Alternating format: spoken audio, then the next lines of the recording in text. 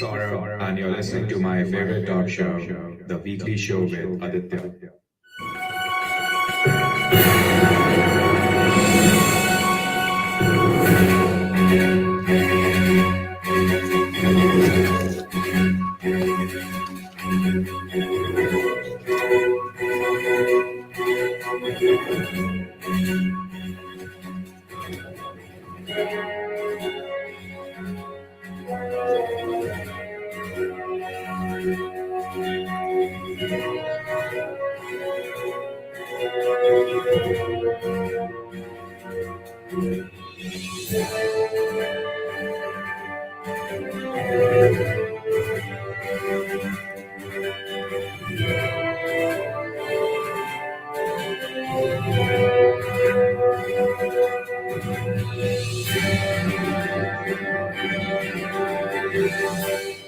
This is episode 471 on the 19th of January 2022.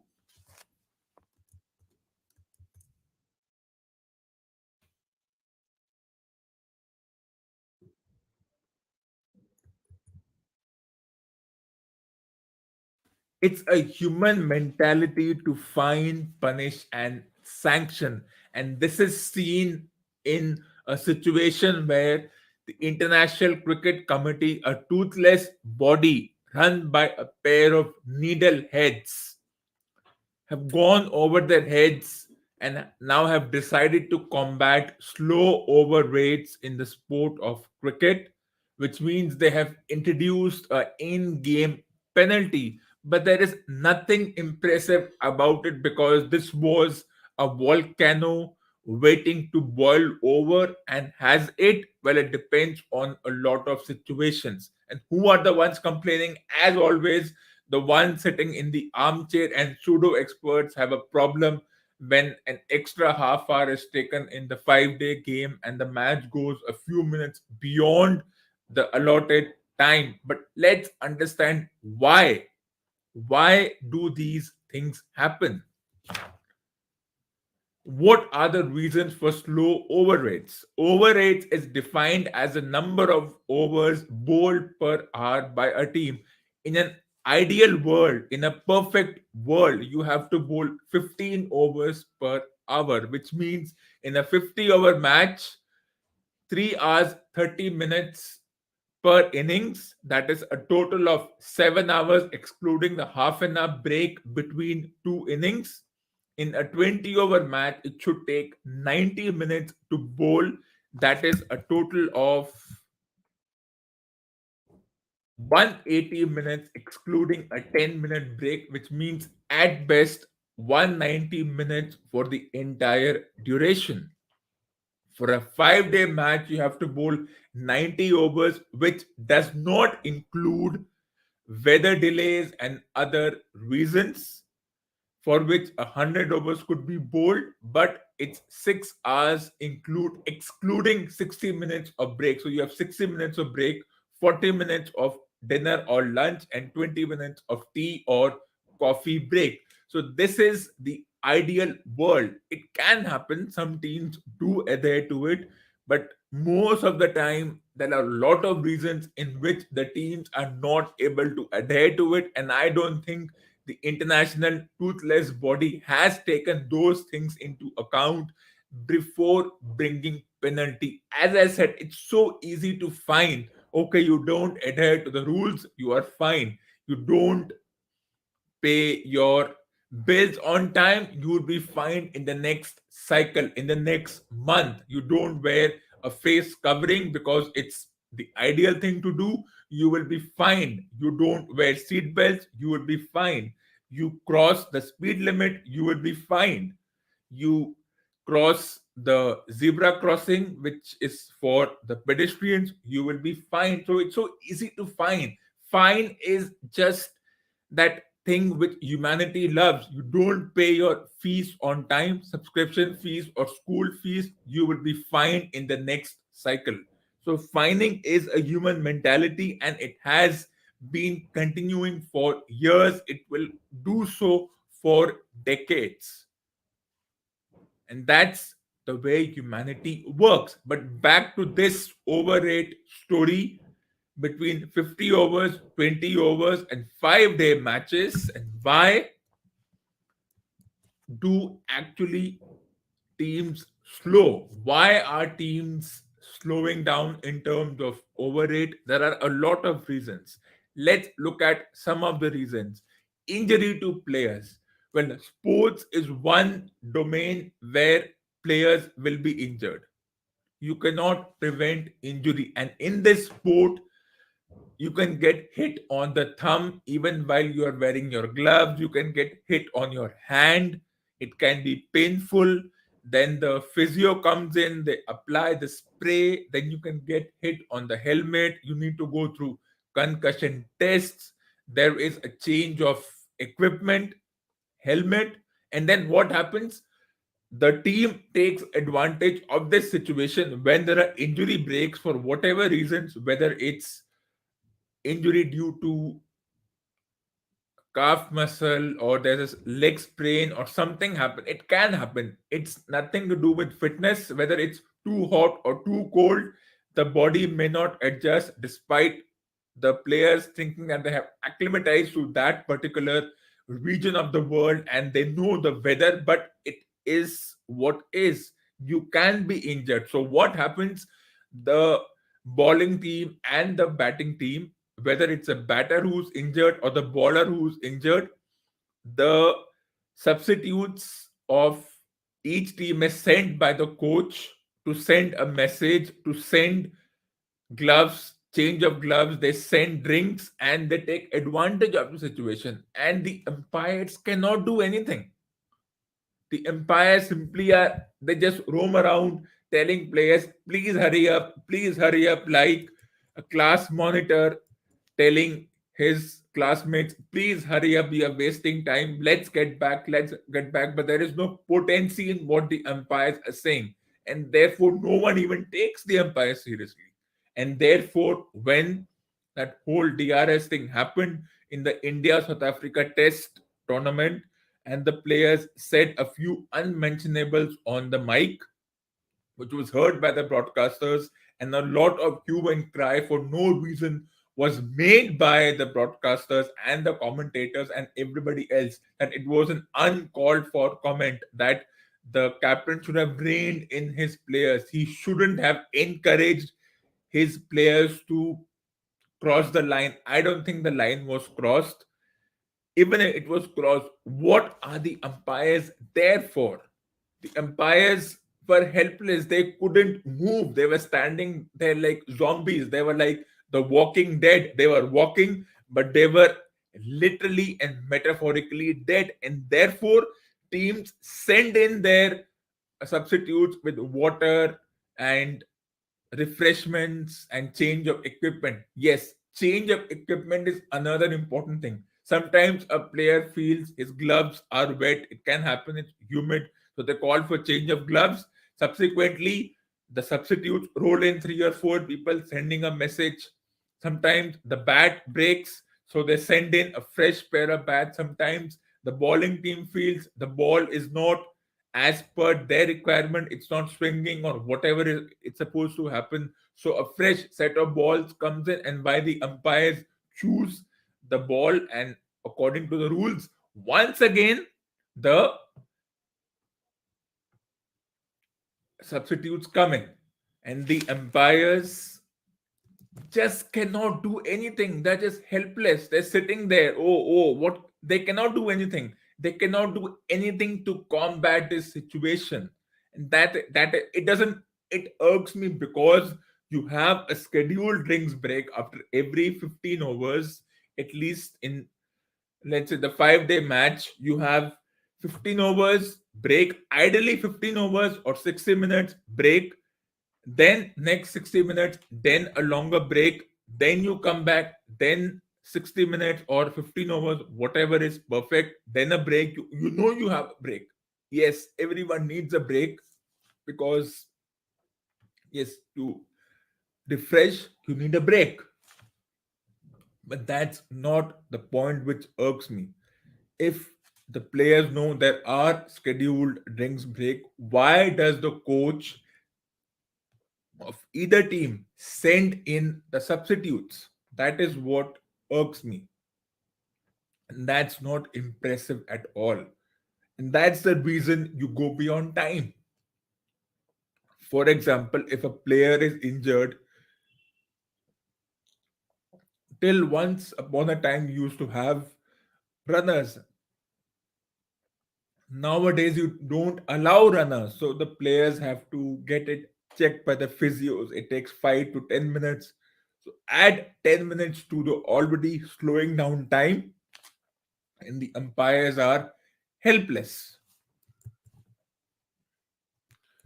We'll discuss this further. Before that, let's take a short break.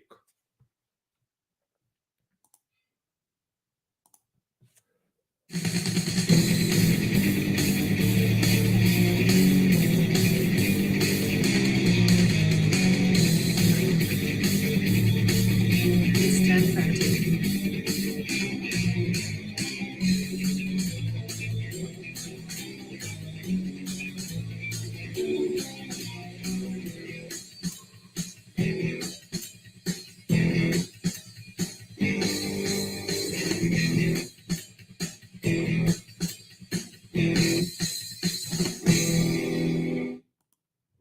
So let's continue this discussion. The umpires are unable to control such situations, and which tournament is the one to blame? The Indian T20 competition or the Indian Pesa League, the Indian Pathetic League is the main culprit because they have spoiled players over the past 7 to 8 years by introducing timeouts. Two timeouts of 8 minutes each spoil the players. They take it casually. They're not worried about going overtime because that's what the broadcasters want. They want the match to go overtime. The viewers don't mind it. The broadcasters don't mind it at all. The sponsors also don't care because more the advertisements, more the influx of revenue. And there's nothing that can be done to combat that. They have tried it. They have gone from 8 p.m. to 7:30 p.m. to combat this, and yet some the matches get over around 11:15. Not good enough. It should be done at maximum 10:30. It should be over, but it never happens. So what can you do? Nothing. And that's what is the most irksome thing about this whole situation.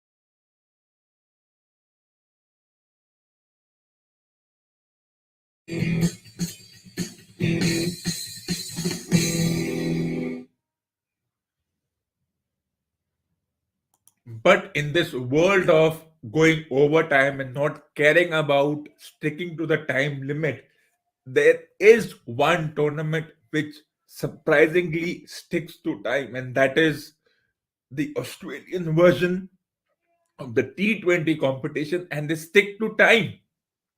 The players, the officials are conscious of time and they respect it. Are you surprised by this? Well, you must be.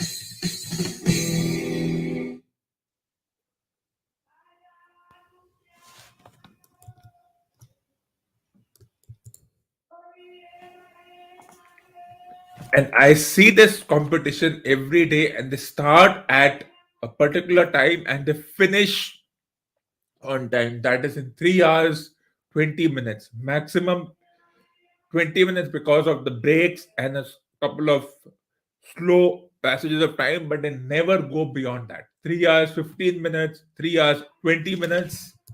And that's what is the most interesting thing about this particular tournament. And that's why I love it. It's all about the game, then about who is playing. Is there a big brand name in this particular match? Who is being bought and sold? As the word auction is used, they don't care about that. They care about being professional, playing the game instead of focusing on other trivial things, and everyone sticks to time.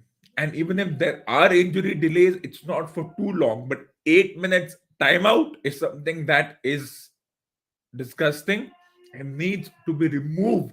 And that's why you will never see Indian T20 competition game never stop at 3 hours. They will always go to almost 4 hours. Can you believe that?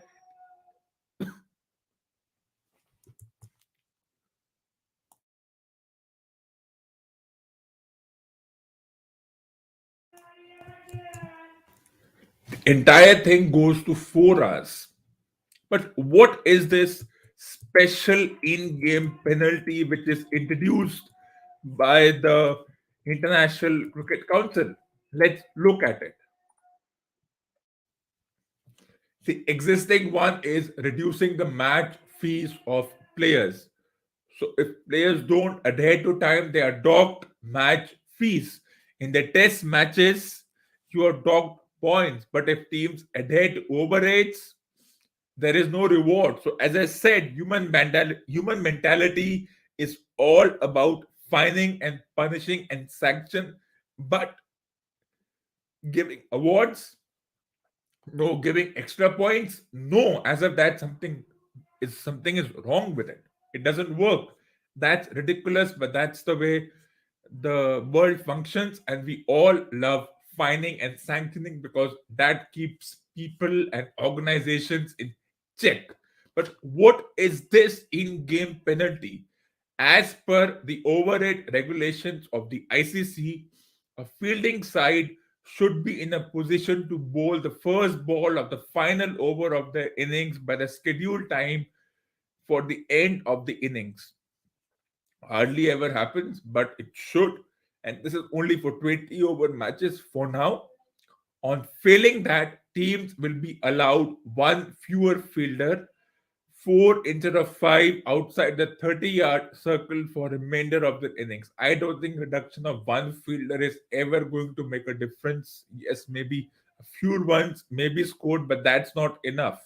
Maybe they should reduce the drinks break, the equipment break, unnecessary infringement on the field by the substitutes, something the umpires need to work on. And I don't think the ICC cares about that. They're aware of it. They have a technical committee, though I doubt what the technical committee does in these situations. They're supposed to be They say that, oh, in our time we used to stick to overrates. We don't know if we used to stick to overrates, because overrate has become a matter of discussion in the last 7 8 years, and of course players objecting to that extra half hour taken. But as I said, these are the major reasons why you have slow overrates, and umpires are to blame for it, because umpires are ones in control of the situation, and if they can't control this, then why do we need umpires for? Maybe to just give out, not out, wides, no balls. Even there, that decision is not taken with some judiciousness, especially wides and no balls are not given with, and of course add DRS to it, the time taken for the DRS to build up. And then when catches are taken in the outfield, the umpires have to go through 3 4 different replays. That takes away time. So whose fault is that? It is the player's fault for not taking a clean catch? Is it the umpire's fault for not deciding on the spot? Or are they using technology? But is it the limitations of technology? Well, that's one thing nobody will be able to answer, because it's very difficult to put the blame on certain individuals.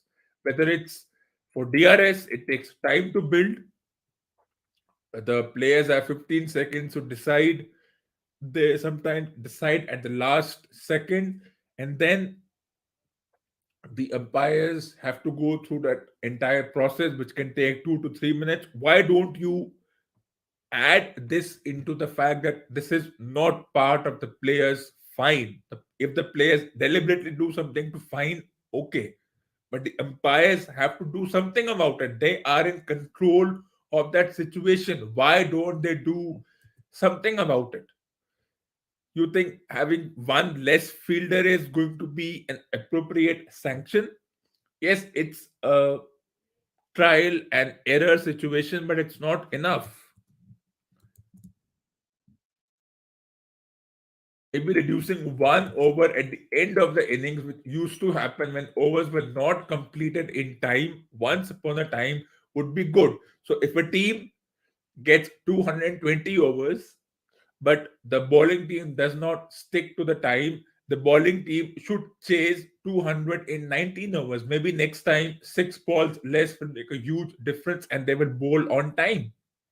That's the way the best penalty is. Yes, it's a penalty, but at least it's fair for everyone. But reducing number of fielders, how will the umpire judge that? Because who will decide if, the as a rule says, the first ball of the final over of the innings by the scheduled time? Who will decide if this is not inclusive of the injury breaks, the DRS breaks, the catch which needs a lot of technological replays and everything? Are we going to put that out of context? Are we not going to include that in this particular scheduled time? Who decides that? The umpires? Because that will be something which the umpires, the match referee, will have to take a call that, yes, okay, 5 minutes were taken by the DRS, 5 minutes was taken by the umpire to evaluate a catch and change a decision or keep the same decision as far as a replay is concerned. So let's not find the players today. But if apart from this, the time is not completed because of other reason, then yes, okay, we can find the team by reducing one fielder. But how will it be decided is something that I want to see. Because it be done consciously? Will it be done mechanically? Has the ICC given some kind of leeway to the umpire that, yes, you decide? What do you think is it? Because this is not black and white. It has to be seen as per the situation on the ground. As it happened in football, it is left to the umpires to decide, the referee to decide whether injury breaks we can take a few minutes ahead of the scheduled 45 minutes. That's left to the referee. So give more potential, at least some more evaluation thinking to the umpires. Otherwise, the umpires and zombies, I don't see any difference. And that's what makes this a superficial sanction, because human mentality is to fine and punish and sanction.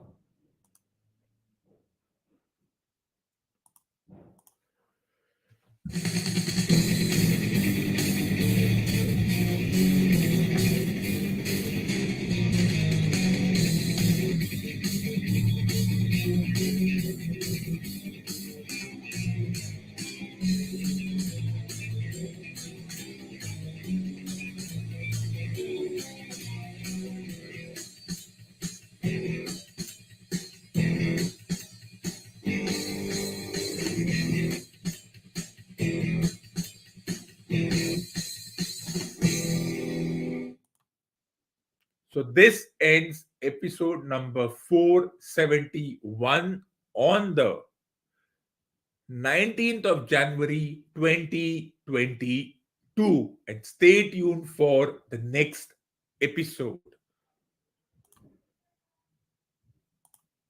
Tune into the next episode of the week. More awesome content. Tune into the next episode of the weekly show with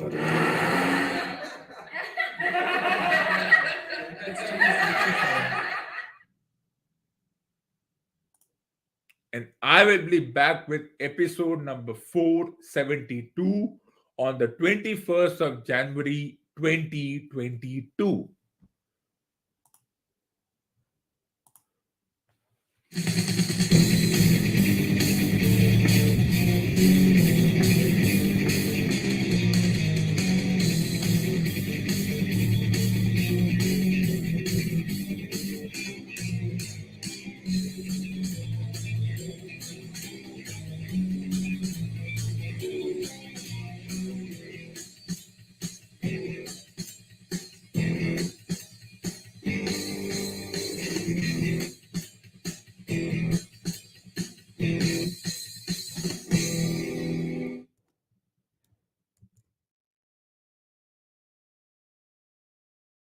And while you wait for the next episode, put these legendary books in your must read books column. Once again, a reminder, put these legendary books in your must read books column.